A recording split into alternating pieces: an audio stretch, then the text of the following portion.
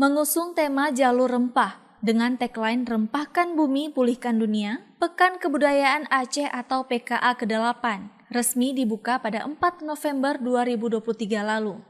Pembukaan PKA tahun 2023 ditandai dengan penumbukan rempah dalam lesung kaye yang berlangsung di panggung utama PKA Taman Sultanah Safiatuddin Banda Aceh.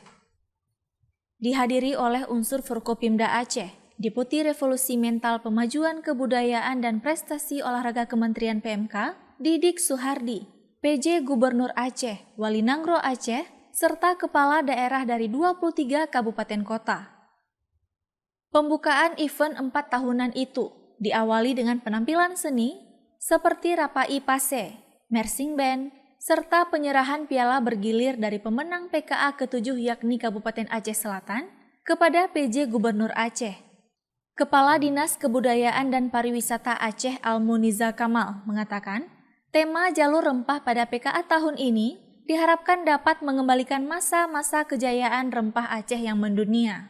Tema yang kita angkat adalah masalah terkait rempah dengan tagline Rempahkan Bumi, Pulihkan Dunia. Itu tergambarkan juga dalam sandera tari tadi, di mana ada sekitar 700-an lebih semua putra-putri Aceh yang tergabung dalam komunitas seni tari.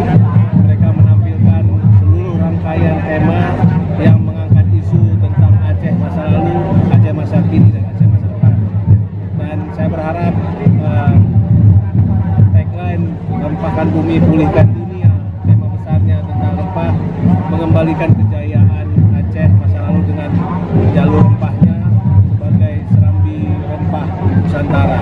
Dan itu menjadi semangat ke depan untuk menjadikan Aceh industri rempah Nusantara. Saya pikir ini semangat di masa depan dan kita sambut dengan kekuatan baru bahwa Aceh menjadi serambi rempah Nusantara.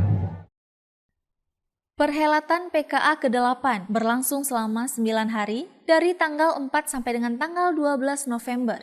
23 kabupaten kota di Aceh ikut terlibat dalam kegiatan tersebut. Berbagai pagelaran seni budaya juga dihadirkan dengan melibatkan 4.829 seniman dan budayawan, 117 peserta pameran, 23 bundes, 23 SMK, 72 pengrajin dan pedagang produk tradisional Aceh, serta 1.109 tenaga kreatif. Dari Banda Aceh, Lala Nurmala melaporkan untuk Puja TV Aceh.